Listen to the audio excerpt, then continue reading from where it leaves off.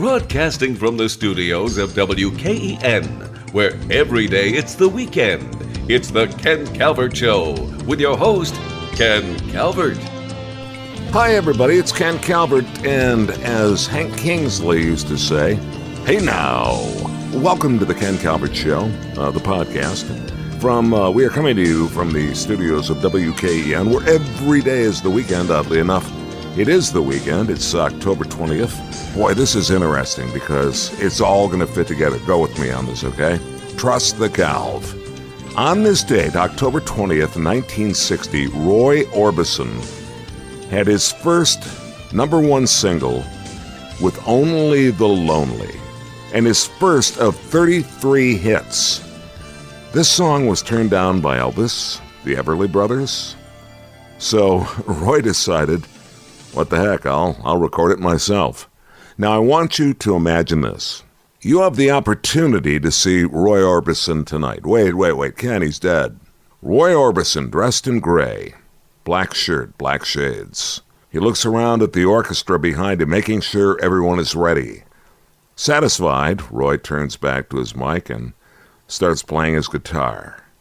Wrinkles appearing and shifting in his trousers as he taps his leg.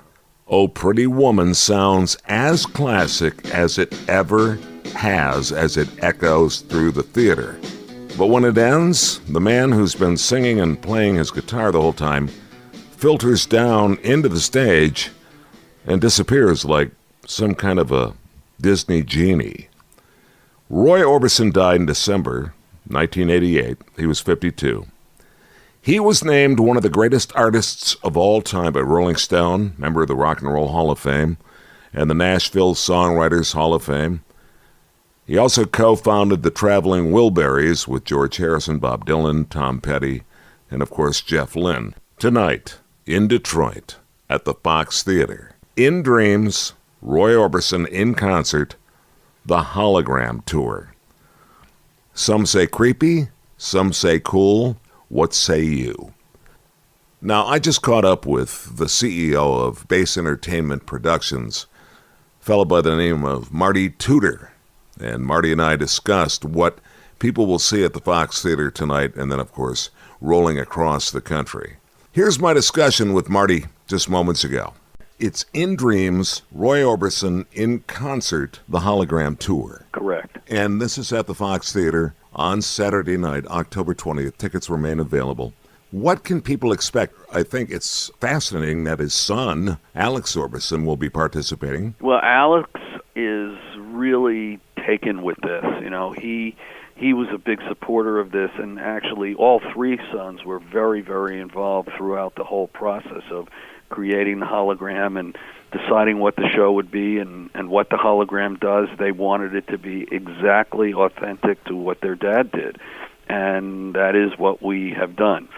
So Alex is really taken with it. In fact, I don't know if you've heard this, but Alex, when he first saw it, and it was kind of amazing, when he first saw it, he started to cry. He was like, holy cow, is my dad back on stage? I know. Like, blew his mind. I'm not surprised by that at all. I had the opportunity, I'm going to guess 30 years ago, Marty Tudor, to introduce Roy Orbison at a small new venue here outside the city of Detroit. To be able to be 25 feet on stage watching him perform still makes the hair on the back of my neck stand up. Watching him do, well, of course, Pretty Woman and so many, but when he did Crying, I absolutely lost my mind. What that guy could do vocally was unbelievable. He was a very unusual looking guy up close, I've got to be honest with you. So I'm fascinated by this.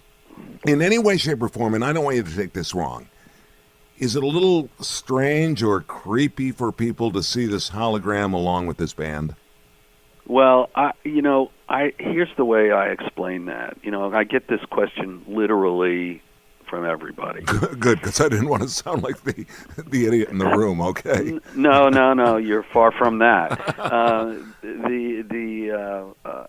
The answer I have is when you watch a movie on TV or in your house, or you go to the movie theater and you're watching a movie, and let's say you're watching Rear Window with Jimmy Stewart or Some Like It Hot with Marilyn Monroe, you don't think it's strange, do you? Or eerie or Not creepy? at all. No, of course not. That's what this is. It's the same thing. It's just a 3D image that it's basically like watching a film, only it's a 3D image. Now, are you bringing in the orchestra, or are you going to borrow from our components here locally with the Detroit Symphony? We actually always borrow local orchestras. Mm-hmm. We think that it's kind of cool, actually, to use the local orchestras. Because then they become sort of the fabric of this thing, and the community, therefore, becomes part of it as well. And I think that the members of the orchestra get very excited about doing it as well. They love it. We started this tour in Europe, and you're probably aware that there was a new release in about a year ago, or a little less than that, by Sony, of a Roy Orbison album where they re-recorded his songs with the Royal Philharmonic Orchestra. Watched it on YouTube, and I highly recommend people go to YouTube and watch it. And there you go. And so we actually, when we did 11 dates in the UK, and we used the Royal Philharmonic Orchestra. That was probably one of the more fascinating things I've ever seen, because Alex, just the way he was like starting to smile, and just to watch these power players reading sheet music to Roy Orbison was really, it's compelling as hell, isn't it, man? I mean, yeah, and like the Royal Phil, they were so jazzed. I mean, they loved it. They said, "Look, we don't get to do stuff like this ever." It really turned them on. The orchestras really do enjoy this. Yeah, I remember there was a time when, I'm dating myself, I started in radio in 1973. Page and Plant, Palace, 1995. Closing encore, Kashmir, full Detroit Symphony Orchestra. That's amazing. It's powerful stuff. Yeah. So we're going to have an opportunity on Saturday night to see, or if you've never had a chance, and so many people never did, see Roy Orbison, and I want to follow up with a question, if I may, after that.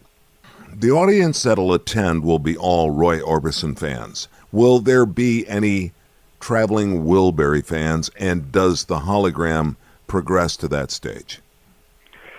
Well, interestingly enough, there's interstitial video in the show as well, giving you some of Roy's history and so on, and then there's a whole section in the show where we play video, and we have interviews with Tom Petty and Bono and Jeff Lynne and video of them recording some of the Wilbury stuff, and it's really fascinating. I don't understand why, and don't take this wrong, why I'm not hearing enough about it on a national scene. Why is that? Is the U.S. portion of it fresh? Well, it is new, and people don't quite understand it yet, I think. Yeah, what am I going to see again? Exactly. Yeah. And it's an extraordinary experience. Look, this is the first time anyone's really done this, except for that one brief thing that they did with Tupac at Coachella back in 2012. Yeah, I was going to ask you about that as well, yeah. Well, the technology is, as technology does, every 6 months there's a new iPhone that does, pretty soon the thing will drive your car for you. And so the technology in this space has moved very quickly and very different, so we're way far ahead of where they were on that. So the experience is pretty extraordinary. Marty Tudor is our guest here, and he's the CEO of production element of Bass Entertainment. So I'm going to let you now take me from beginning, middle, end. What are people, as they come through, they're going to settle in, it's going to go dark, and then... The curtain opens, and the orchestra is on stage, and his band, and they're playing, and they play a little bit of an overture, if you will, and then Roy appears and literally performs. And there's 3 sections to the show, and where we do different periods of Roy's life musically, and we do all of his hits. It's actually quite amazing when you realize how many hits Roy wrote. Well, he had at least 22 that I can think of over the years that all charted. That's right. Yeah. That's right. And you'd be surprised how many are still relevant today that you hear, in commercials and so on and so forth. So that's one of the reasons why we chose Roy also, because he is still relevant. He is an icon who's relevant, in our opinion anyway. So the show opens with the orchestra. The hologram appears within the first 5 minutes of the show? Yes. Okay. Have you been on the other? And then you're off. Have you been on the other? I'm sorry to interrupt it because it's an important question for me, Marty. Have you been on the other side to see the looks on the faces when they see the hologram? Oh yes. Okay. And what have you noticed?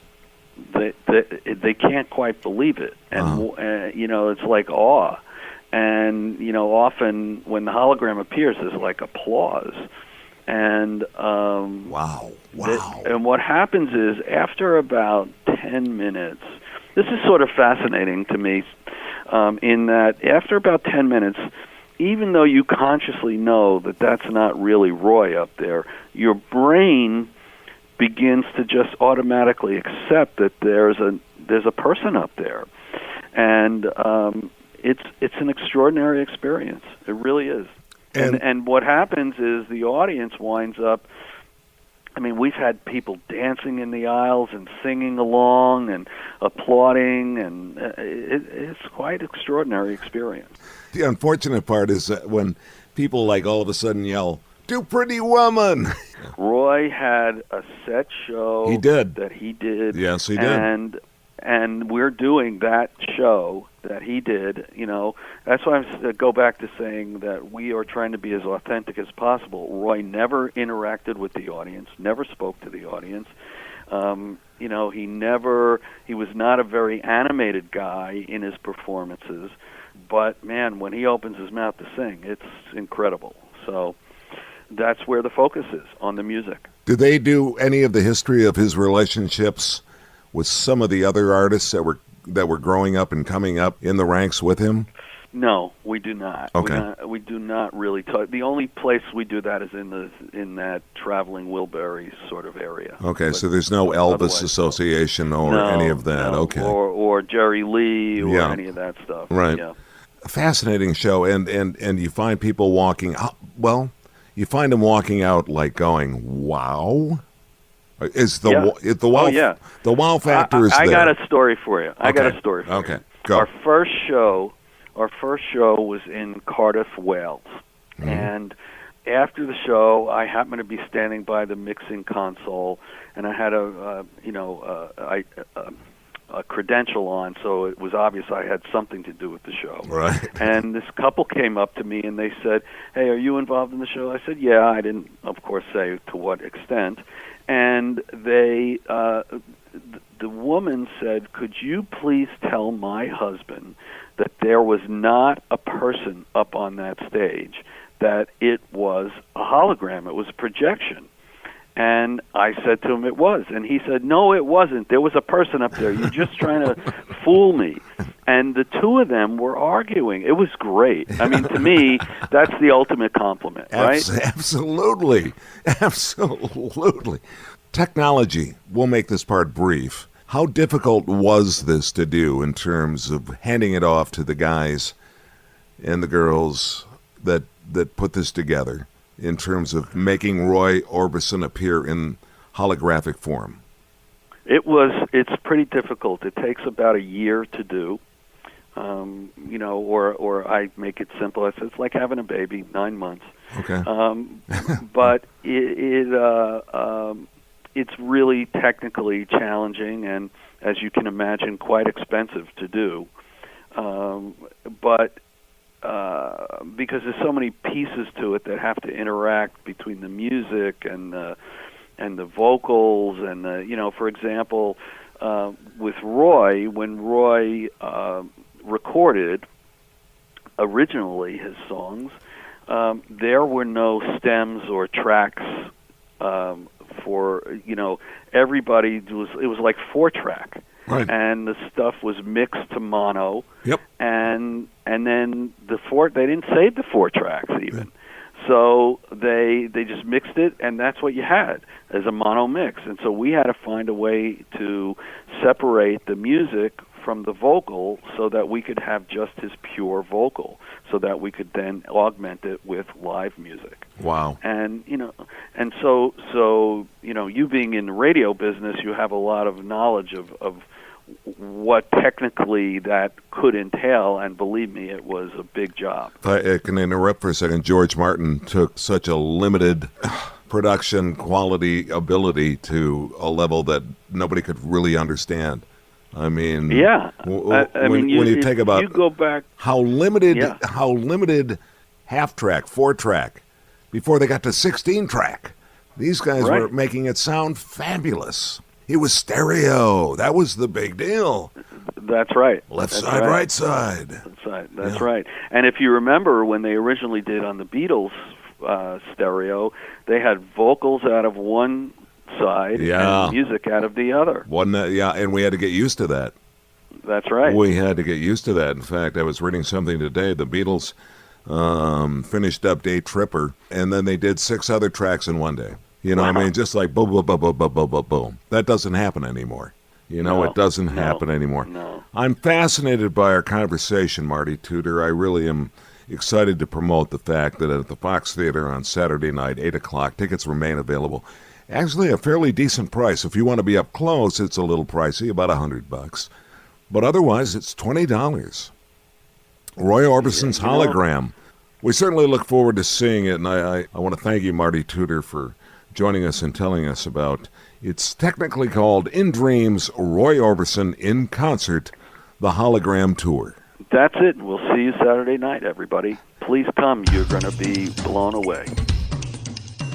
The preceding program is the property of Ken Calvert and may not be rebroadcast without the written permission of Ken Calvert. Awfully proprietary, isn't it, Kenny?